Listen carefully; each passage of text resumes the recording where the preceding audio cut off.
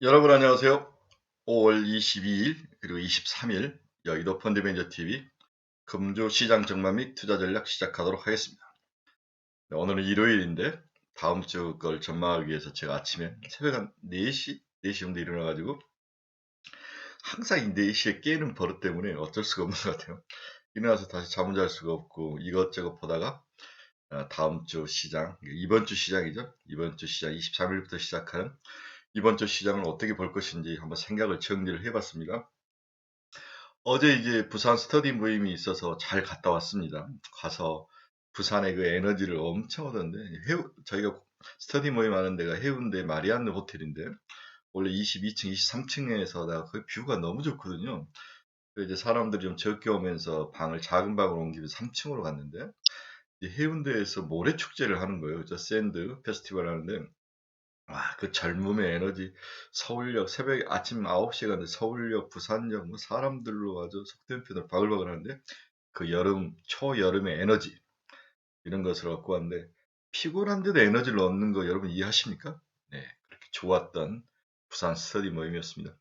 또 가면 또 스타일이 또 약간 열정적인 스타일이야. 목이 터지라고 하고 오는 거죠. 마이크도 좀 이상해가지고 생목으로 2시간 동안을 내가 막, 막 쏟아내고 왔더니 오히려 에너지가 더 충전돼서 오는 그러한 열정적인 하루를 보내고 왔습니다.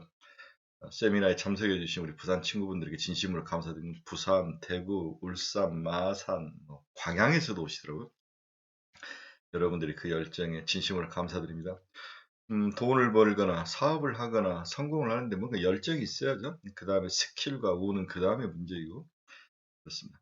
이번 주는 디커플링이 과연 지속될 수 있을 것인가, 이게 핵심이고 미국과 두 번째 뉴페이스의 등장, 굉장히 중요한 단어를 제가 썼는데 그동안 우리 시장은 뭐 비료, 사료, 에너지, 커머더티, 뭐 음식료 이런 종목으로 흥행하면서 시장이 돌면서 원전 뭐 이런 애들이 돌았는데 저는 사실 이런 종목을 투자해 본 적이 거의 없다고 그랬죠. 네. 이런 종목을 투자해서 큰 돈을 벌었다는 사람을 보지를 못했기 때문이죠. 네. 또는 ETF를 투자해서 돈 번 사람을 부자가 된 사람을 보지를 못했습니다. 좋은 종목, 한두 종목을 확 찍어서 오래 견디는 사람 중에서 부자 된 사람은 봤죠. 물론 이제 확률적으로는 적겠지만 이 부자라는 개념이 어느 정도냐에 따라서 다를 수 있지만 주식은 좀 그런 것 같아요. 집중, 우상향 고래를 잡는 거. 그렇죠? 그래서 LNF나 에코프로 BM처럼 우상향하는 20배씩 나는 종목들을 찾아야 되는데 그게 참 어려운 것 같습니다. 좌우간 뭔가 6월에 들어오면서 뉴페이스가 등장할 것 같은 그 분위기. 기존의 순환매로 돌았던 것들이 한 템포 쉬고 새로운 뉴페이스. 일단 한국 시장에서는 2차 전지가 또 새롭게 이더로 튀어나오기 시작했죠. LLF발 7조가 오더가 나오면서 수주가 나오면서 튀어 올랐는데 이게 과연 지속될 것이 있을 것인가. 두 번째 이게 확산으로 그 다음에 소재가 돌았으니까 그 다음에 뭐 공정 장비 이런 쪽도 돌 것인가. 그러면은 LNF 쪽에도 에코프로비엠, 다음 포스코 케미칼, 다른 쪽 양극재는 또 어떤 모습을 나타낼 것인가? 이제 테슬라 향 이게 물량이었는데 이제 GM이 또 이제 새롭게 미국의 1, 2 공장, 1, 2, 3 공장 얼티미엄 셀, 이 LG 엔솔과 합작했던 법인들이 이제 막 물량이 쏟아져서 들어가는 거죠. GM이 신차, 전기차를 막 발행이란다, 론칭을 하는 거죠. 이런 것들이 얽히고 설키면서 2차 전지 시장의 강한 에너지, 여기에 음극재 시장이 바닥을 치고 올라오는 것. 그 다음에 이게 숫자적으로 찍힐 확률, 2분기, 3분기에 숫자적으로 찍힐 확률, 미리 사서 가지고 있어야 되는 거, 더 가지고 와야 되는 거, 여러 가지 생각들이 막 섞이는데, 일단 뉴페이스가 새로운 시장의 리더로 올라올 확률, 그것에 대해서 우리가 집중하고 있다가 돈이 올라오면 확 찍어야 되는 게 아닌가, 그런 생각도 해봅니다. 또한 삼성전자가 이젠 살 때가 된 것 같다. 이러한 뭐랄까, 감적인 것들, 이런 것들이 섞여 있는 아주 중요한 5월의 마지막 주를 보낼 것 같습니다. 구독, 좋아요 많이 눌러주십시오. 제가 3프로가 아니라 한경TV를 가끔 보고 3프로를 자주 보는데 이제 한경TV에서 이제 구루란 분들이 나와서 토론을 했는데 박세익 뭐 누가 나와서 토론을 했는데 제 이제 기억에 남는 것들을 한번 정리를 했는데 그동안 P와 Q가 올라와야 주식이 올라가는 것은 뭐 확실한 영원한 진리죠. 그런데 여기서 C, 비용, 코스트를 통제할 수 있느냐, 아니면 이 코스트를 무시할 정도로 이득이 나느냐, 이 두 가지에 대해서 중요점이 있다라고 이야기하신 분이 계셨죠. 제기에 쏙 들어왔습니다. 그렇습니다. 지금 이 코스트 비용을 통제하거나 확실히 통제할 수 있어서 수익을 늘리거나 아니면 비용 필요 없다, 비용보다 더 많은 이익이 나면 문제가 없는 거죠. 그러한 섹터가 있는 거냐? 있죠. 두 번째, P 곱하기 Q에서 캐파를 증설했던, 또한 증설의 과정에 있던 이러한 기업이 아니면 이번에 레버리지가 일어나지 않을 것이다. 캐퍼 증설. P와 Q와 C가 나오는데 C가 두 가지 의미로 나누는, 하나는 코스트, 하나는 캐파, 이런 것들을 이야기하고, 다음에 박사익 전무가 이런 이야기죠. 주식은 미분이다. 미분은 기울기죠. 한 점에서의 기울기, 속도, 에너지 뭐 이런 것들을 하는데 이 기울기가 중요하다. 저는 이걸 CPI로 봤는데 CPI가 8.5에서 8.3으로 깎였을 때 과연 그 기울기가 어떤 모습으로 나타날 것이냐. 그래서 6월 초에 나타난 CPI가 8%나 7%를 8.0이나 7을 찍는다면 주식시장은 새로운 베어마켓 랠리시로 갈 것이다. 이게 이제 제 생각이죠. 자, 다시 돌아와서 코스트를 통제하거나 코스트보다 더 많은 수익, 프라핏이 P가 C를 이기는 그러한 업종, 또한 캐퍼 증설을 하면서 미래의 레버리지 수익을 낼 수 있는 그러한 업종 있죠. 2차전지. 2차전지 딱, 배터리 딱 하나입니다. 얘들은 이 수익이 이 코스트를 완전히 넘갈 정도 수익이 나는 거고, 캐퍼 증설을 계속 했죠. 여기와 관련된 것들. 또한 전해질 기업들 계속 캐퍼 증설 쫓아가면서 캐퍼 증설. 이러한 업종들이 2차전지 안에 있다는 것이 확실히 머릿속에 확 스쳐 지나가더라고요. 그래서 그날 토론하신 네 분께 진심으로 감사드리는데, 2차전지가 새로운 시장에 당분간 리더로 나설 것이다. 배터리, 특히 온통형 배터리가 굉장히 중요하죠. 테슬라가 LG 엔솔에 온통형 배터리 주문을 많이 주죠. 그렇죠. 이 LG 엔솔은 다시 양극재는 LNF 하나만으로 안 되니까 또 하나 또 밴더를 넣죠. 코스모 신소재, 그리고 LG 엔솔, LG 화학 내부에서 한 30% 내부하고 이렇게 세 개의 밴더를 가지고 있죠. 여기에 음극재, 나노 신소재, 음극재 신소재, 이게 이제 대주전자재료, 서로 관계가 좋죠. 여기에 원통형 배터리는 세 개의 기업이 붙어 있죠. 하나는 신흥 SEC, 상신 EDP, TCC 스틸. 이 중에서 TCC 스틸은 그렇게 매력이 없어 보인다. 상신 EDP와 신흥 SEC 정도가 원통형 배터리 수혜로 지속적으로 가져가야 된다. 시총도 2천억에서 3천억 사이다. 뭐 이러한 생각들이 머릿속에 쏙 지나간 그러한 강의였습니다. 제가 이걸 이제 가지고 이제 부산에 가서 이야기를 해줬죠. 오늘 방송은 좀 길어질 것 같아요. 그렇지만 여러분 뭐 주말에 이거 쭉 틀어놓고 청소하시거나 뭐 운동하시거나 그러면 좋을 것 같아요. 전주 금요일 날 미국 주식시장이 끝났는데 미국이 이제 옵션 만기일이었던 것 같아요. 옵션 만기일이었기 때문에 옵션에서 현물을 팔고 옵션을 사는 뭐 풋옵션이 좀 많이 있었던 것 같은데, 그런 거 하면서 풋옵션을 좀 접고 대신 현물에 가서 매도를 치는 그러한 경향이 좀 강했던 것 같은데, 막판에 다시 다 상승하면서 보합이나 플러스로 돌리는 이 힘, 어떤 분들은 이걸 부정적으로 보는 사람도 있지만 저는 긍정적으로 보는 거죠. 그 목요일날로 여러분 제가 이야기했지만 미국 주식시장 끝이 전부 상승력이 크게 나타났죠. 막판에 뒤집어서 올라오는 힘, 아주 크지는 않지만 최소한 바닥을 지켜줄 수 있는 힘, 이런 것들이 굉장히 중요한 것 같습니다. 자, 이번 주 우리의 첫 번째 주제를 한번 봅시다. 디커플링은 더 이어질 것인가? 미국과 한국 시장의 디커플링은 어떻게 될 것인가? 뉴욕과 여의도 증시의 디커플링 가능할까? 최근 한 달간의 흐름만 놓고 본다면 양 시장의 차별적 움직임은 분명하다고 판단이 되죠. 투자자들의 스트레스가 깊었던 공통된 현상이지만 국내 주식시장의 변동성은 상대적으로 낮았죠. 실현 기준으로 코스피 지난 1개월 변동성은 1.7%인 반면 S&P는 3.4%로 2배 이른 것으로 S&P 500 미국 주식시장의 변동성이 컸다는 거죠. 그리고 두 인덱스 간의 변동성 격차도 재차 확대되는 모습을 보이고 있다. 즉 국내 시장은 변동성이 작아지면서 안정을 찾으며 에너지를 축적하는 과정에 있고, 미국은 먹고 터지고 지속적으로 반동이 되면서 뭔가 안정이 되지 못한 모습이 이어졌다는 거죠. 미국이 기침을 하면 한국이 몸살을 걸린다는 표현이 관용적으로 쓰였던 시절이 있었지만 적어도 현 단기적인 구간에서는 그러한 말이 들어맞지 않는 케이스다. 이렇게 볼 수 있죠. 이처럼 국내 증시의 방어력의 원인은 무엇이고 또 이러한 방어력의 지속 여부에 대한 전망은 어떻게 될 것인가. 이것이 첫 번째 우리가 생각을 해봐야 될 이번 주 키워드인 것 같습니다. 첫 번째 이유는 무엇보다도 다름 아닌 선제적인 조정이 한국에 먼저 있었다. 선제적인 조정. 제가 지난 1, 2, 3월을 변태적인 하락 장세라고 욕을 하면서 여러분들 이야기를 해줬죠. 이전 전고점 대집이 20% 이상 하락한 상황이고 PE 멀티플도 9.0배 수준으로 팬데믹 쇼크 당시 8,800까지 이미 하락 비슷하게 많이 내려와 있는 상황이죠. 그만큼 조정과 밸류에이션 조정이 이루어진 상황이죠. 고육과 무역 수지 적자 그리고 원화 환율 급등 등으로 미국과 똑같이 고통을 당하고 있기는 하지만 사이클상 국내 증시가 앞서간다고 해석이 가능한 그러한 시점이다. 미 증시 하락폭이 더 두드러진 이유는 글로벌 리딩 마켓으로 군림했던 것에 대한 어떤 반작용인 거죠. 그렇죠? 팬데믹 이후 넘쳐났던 유동성은 빅테크로 대변되는 미국 혁신 기업에 주로 집중돼서 돈이 들어왔습니다. 이제 이걸 터해내는 과정이라고 보는 거죠. 이건 어떤 펀더멘탈의 문제도 있지만 수급상에서 문제가 꼬인 거죠. 조정이 일어나고 스탑로스가 치고 또 그 스탑로스가 또 새로운 스탑로스를 치고 먼저 헤지펀드에 스탑로스가 나오고 그 스탑로스가 이제 미국 인덱스 펀드 쪽으로 전이 돼서 인덱스에도 물량을 막 쏟아내고 환매가 들어오는데 거기서 가장 많은 비중을 차지한 것들이 주로 미국의 빅테크 기업이었다는 거죠. 또 국내 서학 개미 열풍도 그중 하나의 사례를 볼 수 있는 거죠.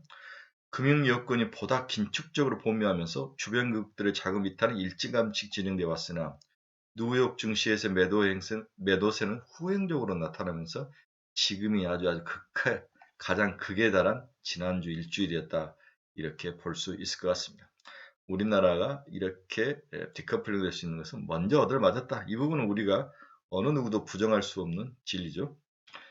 그래서 S&P 500 빨간개 변동성이 4% 근처에 가 있고 우리는 1% 살짝 넘는 그런 안정적인 모습을 보이고 있다. 그 이유는 국내 증시가 먼저 충분히 하락했기 때문이다. 코스피가 41.9%나 고점 대비 하락을 했죠. 나스닥 35.2%, MSCI 월드 인덱스는 27.9%, S&P 500은 27.7%, 한국 코스피가 가장 전고점 대비 하락을 많이 한 상황입니다. 충분히 조정을 받은 거죠. 자, 미국은 최근에 이제 펀드에서 빠지고 있죠.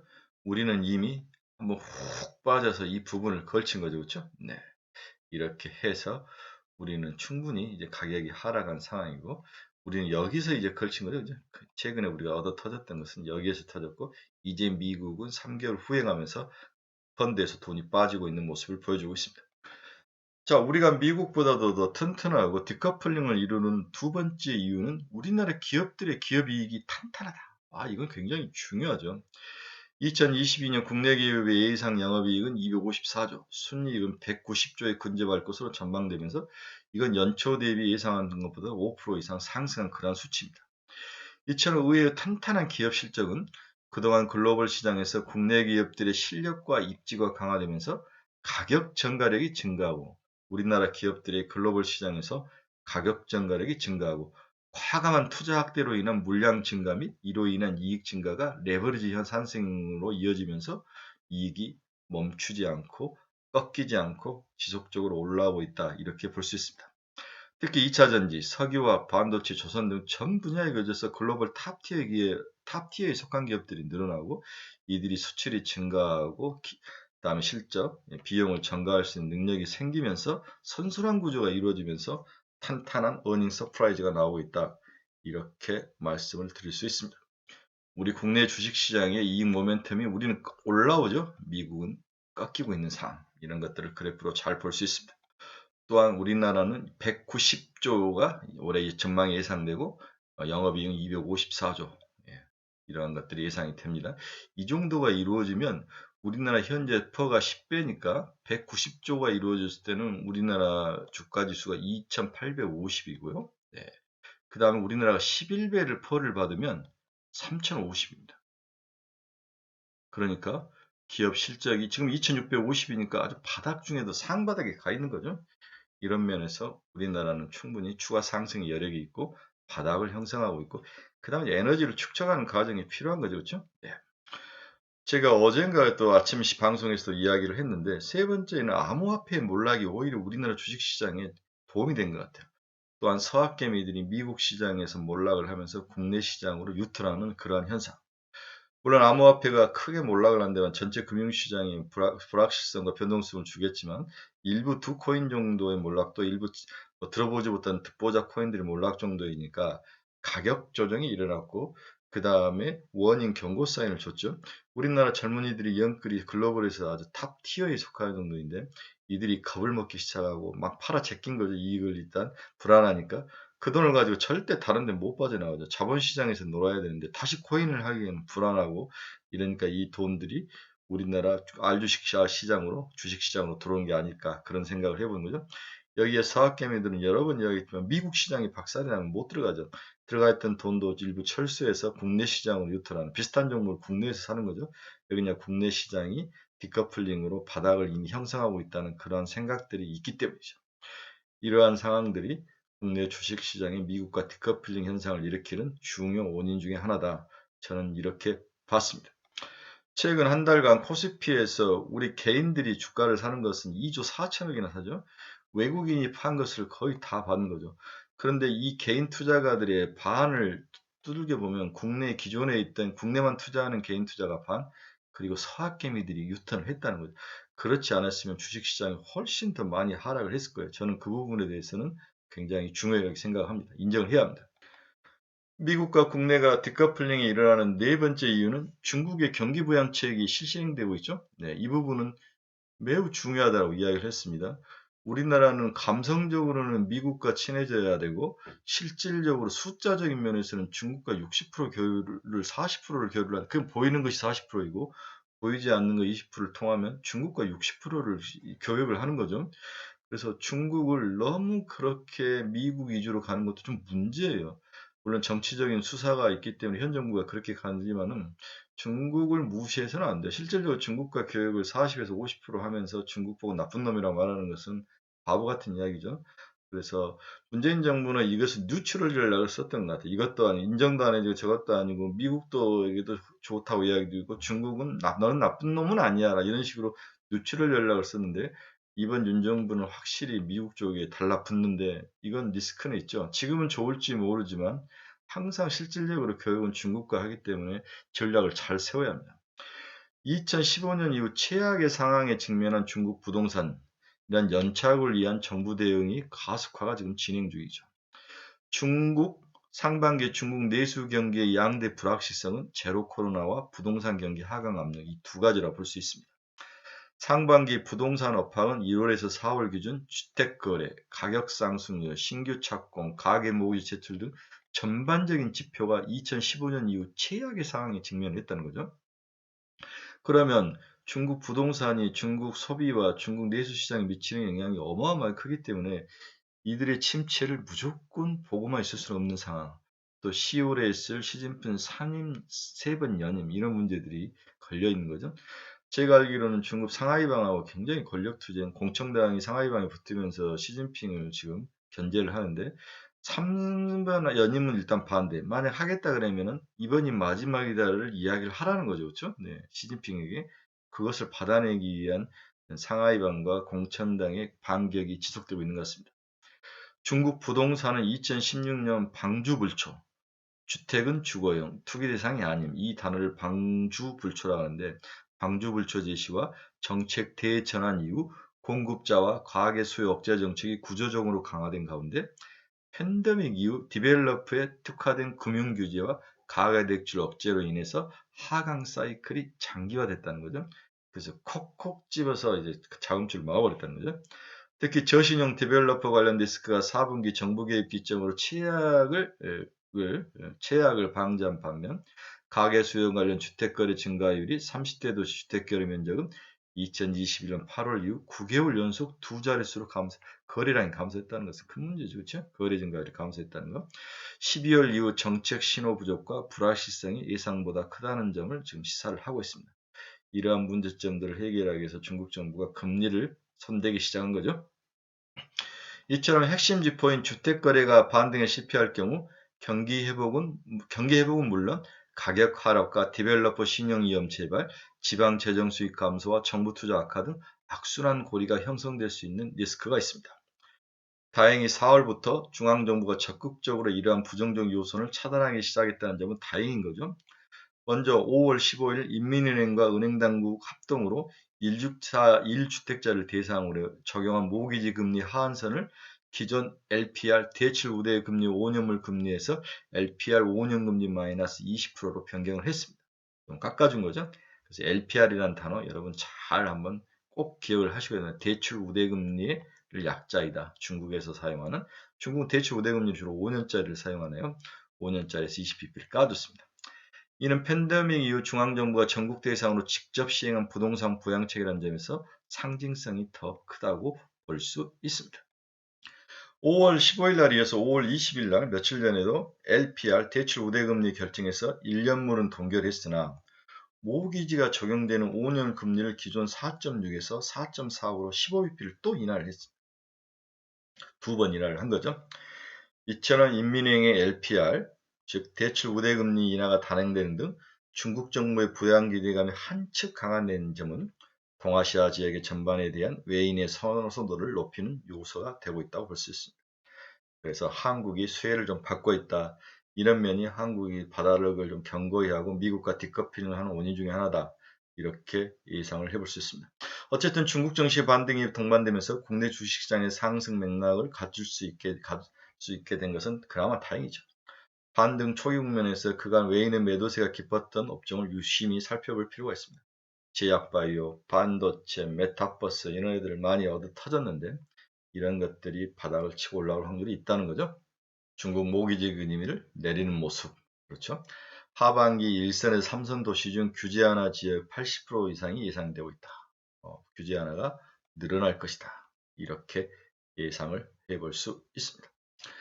자, 그러면 이렇게 디커플링이 나타나는 원인을 우리가 다 알아봤죠. 일단은 먼저 얻어맞았고 우리나라 국내 기업 실적이 좋고 그 다음에 미국이 중국이 우리를 지금 부양책을 쓰면서 다시 되살아나고 여러 가지 이유, 그 다음에 수급적인 측면에서 우리나라의 코인이 좀 망가지고 이 돈들이 또 서학개미들이 국내로 유턴하는 모습, 이러한 네 가지 정도의 원인이 디커플링 원인으로 저는 그렇게 봤는데, 문제는 연속성이 있느냐, 지속성.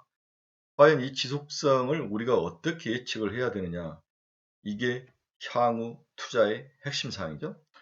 첫 번째로는 이 지속성이 유지될 이유를 한번 찾아보면, 첫째, 인플레이션이 꺾이기 시작했다. 저는 긍정적으로 봤던 거죠. 지난 5월 7일 발표된 미국 CPI는 우리의 기대치를 충족하지 못했지만 최소한 추가 상승을 하지 않을 것이라고 보여 일단 소폭이나마 하락 추세의 반전을 모색할 것으로 전망된다.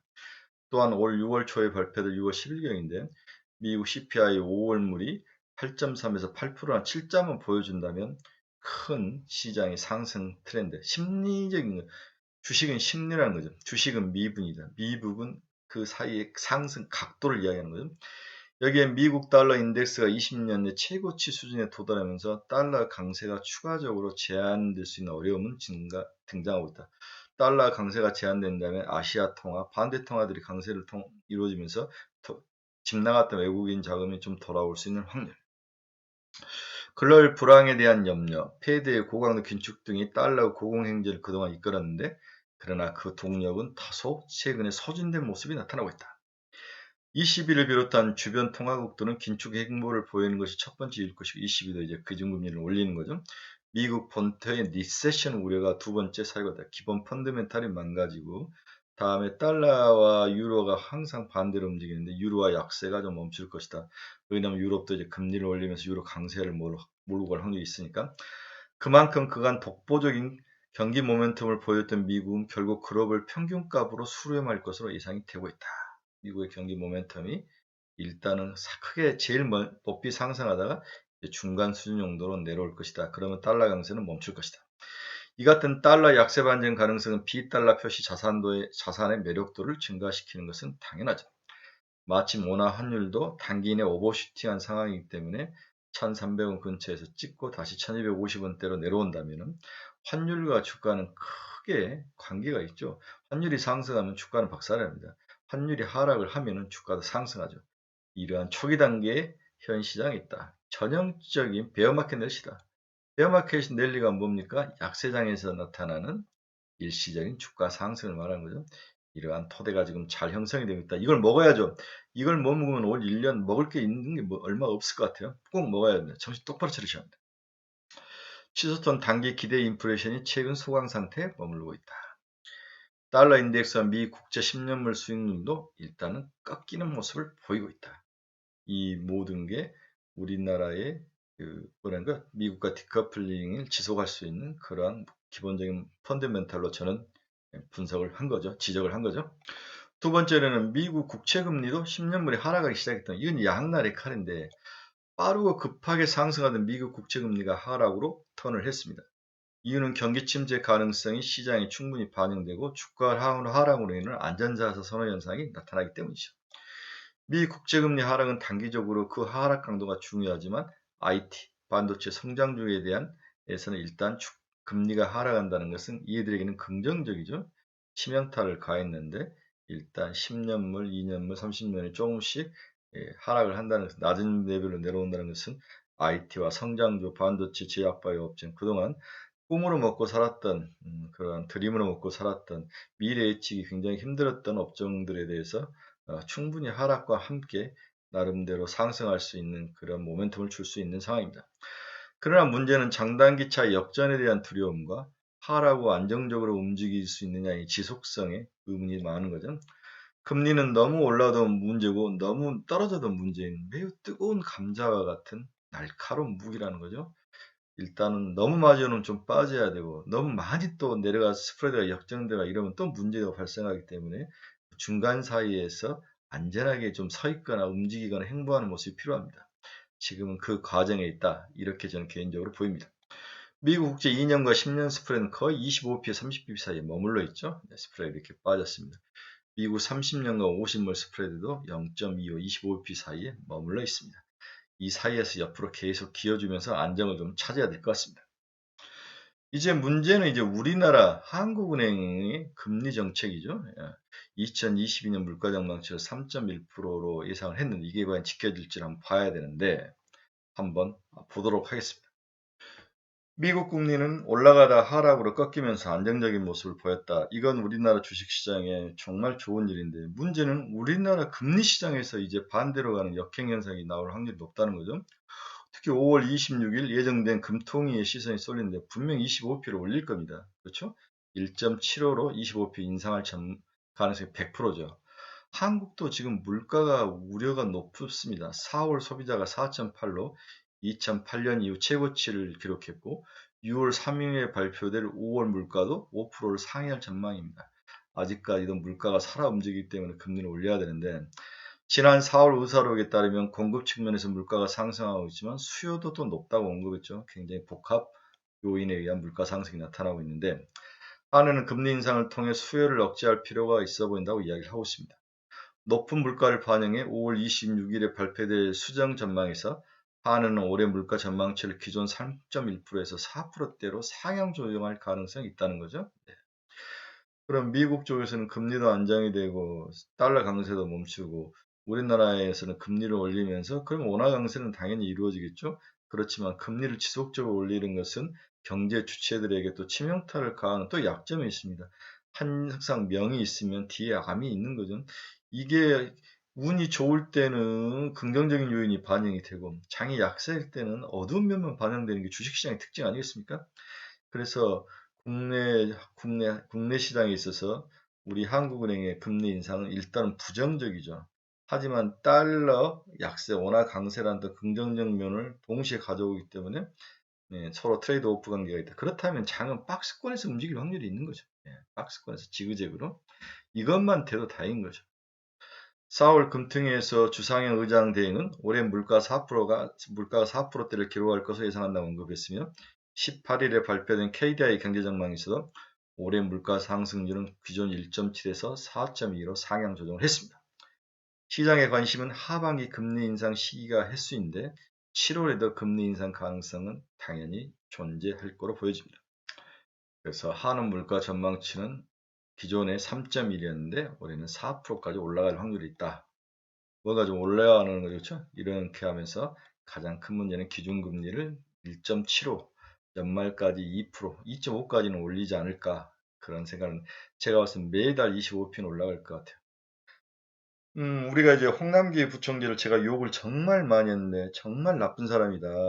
우리가 가장 힘들 때 돈을 쓰지 않고 신정부에 아부하면서 돈을 쓰는 그 모습을 볼 때 역겹다고 제가 이야기를 했는데 그런 관료는 정말 잘라야 됩니다. 음, 그런 관료들 때문에 이제 상황이 이렇게 됐는데 한국은행도 좀 지혜롭게 경기도 보고 미국 시장도 보고 또 원 달러 환율도 상황도 봐야 되는데 중요한 것은 좀 클리어한 어떤 시장의 어떤 프로세스를 예측을 가능하게 하면서 꾸준히 천천히 가는 따북따북 가는 그런 자이언트 스텝 같은 그런 모습이 좀 필요한 거죠.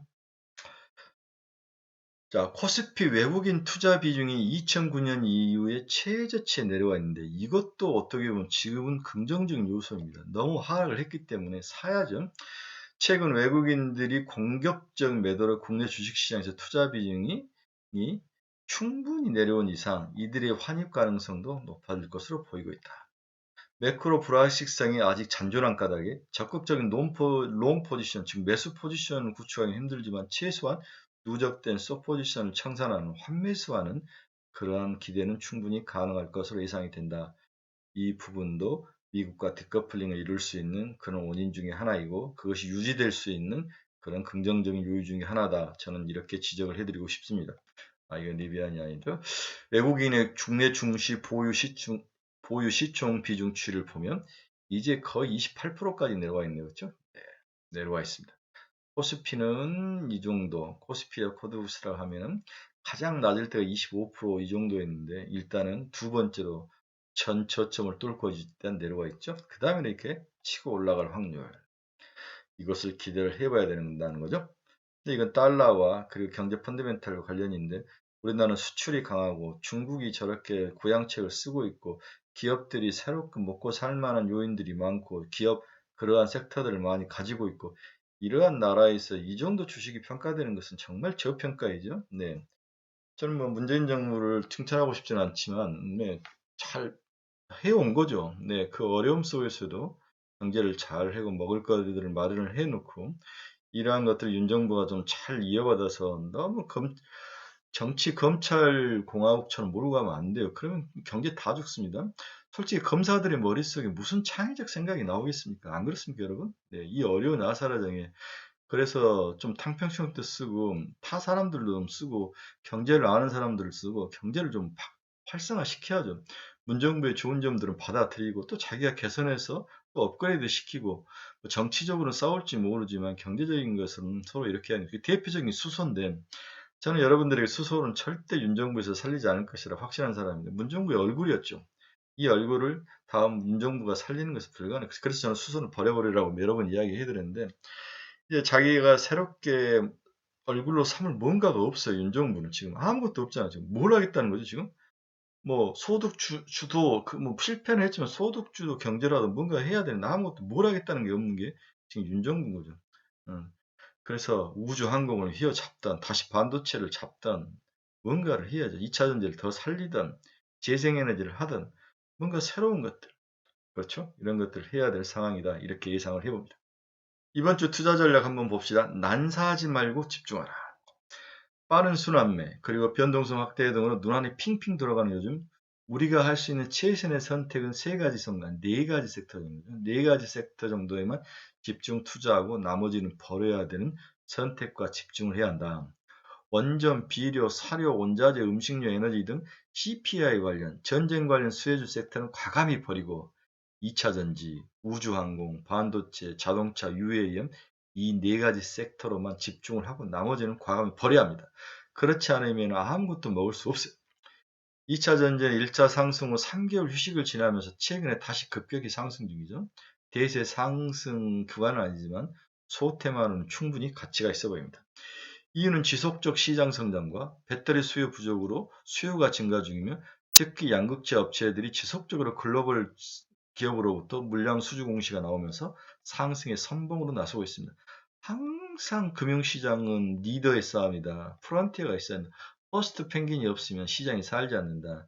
또라이들이 나타나야 된다. 앨런 머스크처럼 또라이가 나타나서 이 전기차 시장을 일으켰듯이 또 새로운 또라이가 나타나요. 그 또라이가 정말 또라이라면 거기에 집중해서 인생을 앞으로 향후 10년을 걸어야 되는 거죠. 아직까지 그러한 또라이가 나타나지 않았다.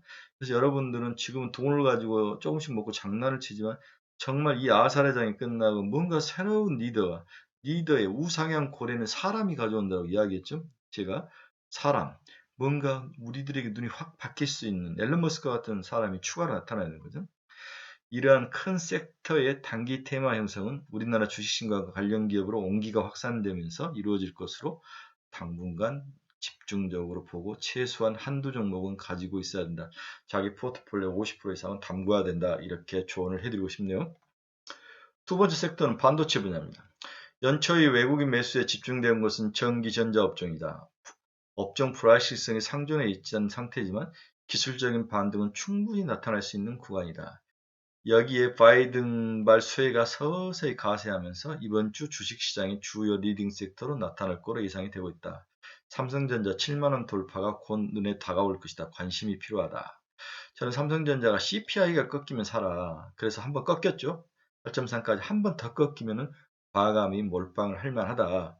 그래서 삼성전자도 사서 78,000원, 8만원 고점까지는 한번 치고 올라올 것이다. 이때 팔면 30%를 먹을 것이다. 이게 제 전략이죠. 세 번째 섹터는 우주 항공 분야입니다.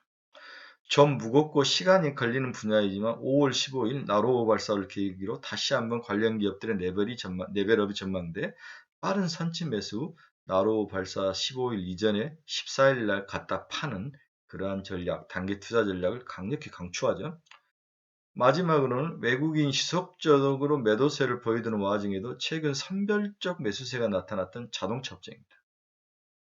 일단 내연기관차인 현차, 기차가 싸움을 잘해주고 있죠. 네. 그 다음에 이제 공급발 문제가 조금씩 풀리기 시작해요. 그러면 Q가 증가하죠. Q가 증가하면 P가 증가하는 건 당연합니다. 여기에 2차 전지 쪽으로 전기차 쪽으로 현대가 빠르게 가고 있죠. 그 다음에 기아차의 PBV, 예, Purpose 빌드 비클, 그러니까 특별 목적으로 차를 만들어주는 거. 밑에는 스케이트보드로 똑같이 일관되기로 만들고 위를 고객이 원하는 대로 고객사가 주문한 대로 만들어낸 거죠.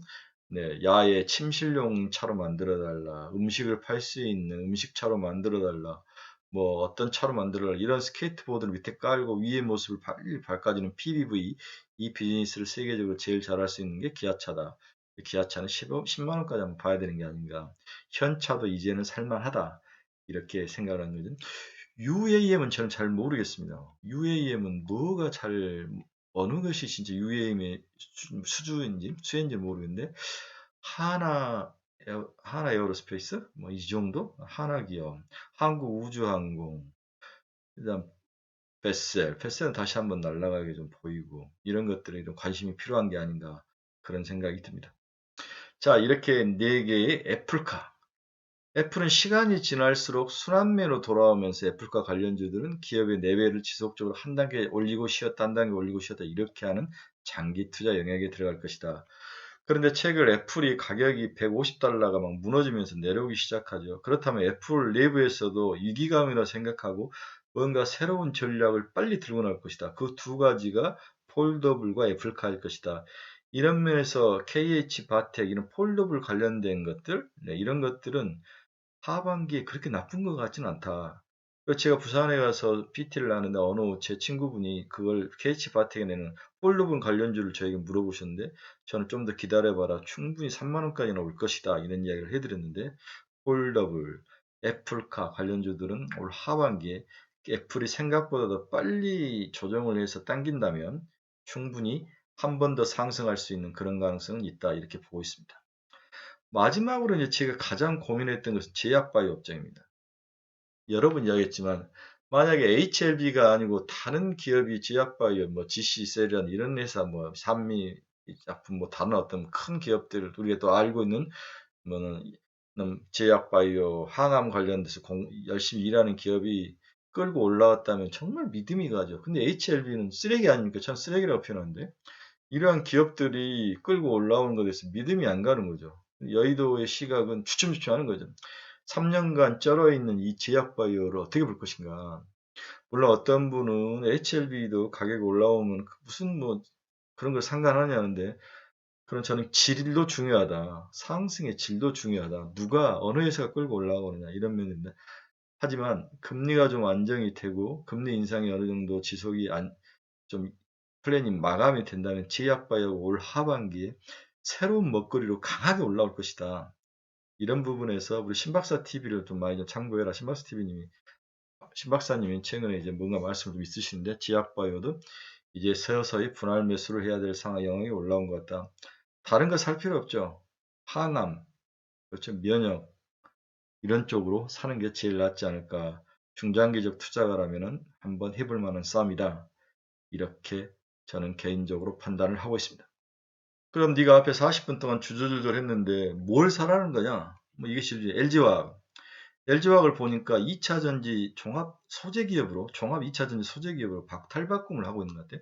여기에 바이오와 제약산업이 끼면서 뭔가 새로운 것들을 하고 50만 원대인데 70만 원대까지는 가게 보인다. 그래서 다 무섭고 힘든 사람은 내가 안전한 걸 뭔가 찾는다 그러면은 LG화학을 사서 들고 가라. 70만 원까지. 다음 삼성전자는 살 때가 된 것 같다. 왕의 기한, 왕의 기한이죠. 다음에 코스모 신소재. 코스모 신소재는 LNF 다음으로 올라갈 것 같다. 왜 그러냐면 지금 LG그룹이 LG엔솔이 양극재를 3개에서 지금 받고 있는데, 하나는 LG화학 내부에서, 하나는 LNF, 하나는 코스모 신소재 이렇게 받고 있는데, 유미코어도 있는 것 같은데, 양극재가 유미코어 4개 정도인데, 이제 LG 엔솔이 너무 크면은 또 다른 쪽으로 키워주죠. 자기들도 이렇게 몇 개를 키우면서 가격 조정을 하면서 단가를 낮춰야 되는데, 코스모 신소재가 지금 1.5조인데 저는 3조까지 봐야 되는 게 아닌가. 이게 허시지만 거죠, 그렇죠? 네, LG와도 관계가 있다. 지금 저가 644 정도의 양극재를 납품을 하는데 향후에는 퀄리티를 금방 올릴 것이다. 다음에 포스코 케미칼은 양극재, 음극재 다 하고 있죠. 그렇죠. 그런데 지금 현대자동차가 조지아주에 공장을 세우면 양극재는 누가? 에코프로피엠, 음극재는 포스코 케미칼. 또 포스코 케미칼이 양극재 관련된 수주설이 6월에 있다고 제가 들었는데, 수주 수혜 가능성 13만 원이니까 15만 원까지는 충분히 가게 보인다. 가지고 있으신 분들은 가지고 좀 버텨봐라. 다음에 온통형 배터리의 수혜주 상신 EDP. 여기 신흥 SEC도 괜찮아요. 근데 신흥 SEC가 1분기 실적이 좀 안 좋았는데 상신 EDP가 좀 나아 보이고, 상신 EDP, 신흥 SEC, 다음에 TC 시스텔. TC 시스텔은 저는 아닌 것 같아요. 좀 매력이 떨어진 것 같아요. 다음에 우주항공에서는 캔코와 에어로스페이스. 나로 16일 전까지 가지고 있다 던지고, 또 나로가 성공하면 어쩔 수 없죠. 뭐 하락해서 때려오면은 또 기다렸다가 또 사고. PNT. 노트롤 기술로 이렇게 많은 기술로 2차전지 음극 및 분리막 소재, 구리 코팅 및 슬러리 장비 제작 판매 수혜주. 엔캠.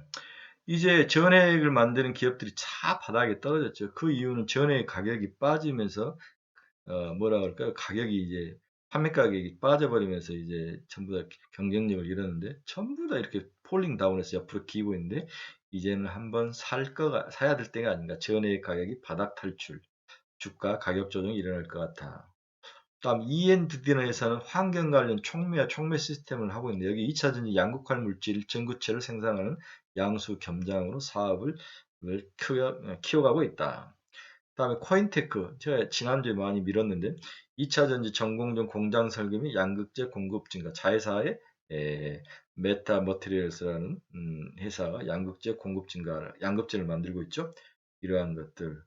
뭐 이러한 것들이 전부 있는데, 여기 이제 후성은 내가 추천을 했기 때문에 25,000원이 지나면 28,000원대 한번 팔아줘야 된다.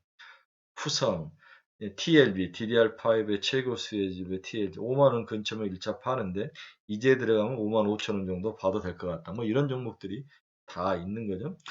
다음에 한솔케미칼은 제가 좋아했다가 이게 정말 갈 수 있을까? 너무 무거운 주식인데 최근에 좀 치고 올라오는데 좀 지켜봐야 되지만 그렇게 추천하고 싶지는 않다.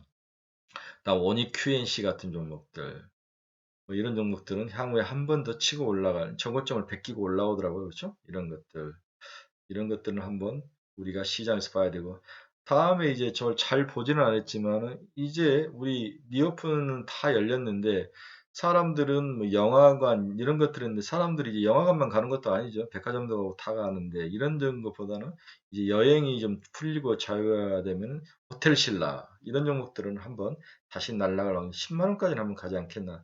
지금 7만 원 중반까지 빠져서 헤매고 있는데 유통은 사지 마십시오. 유통은 유통 비용이 많이 드는 것 같아요. 이렇게 이번 주 시장을 보고 있습니다. 네, 한 45분 동안 중원부원 막 두서없이 이야기를 했는데 한번 천천히 잘 들어보시고 이번 주는 나쁠 것 같지 않아요.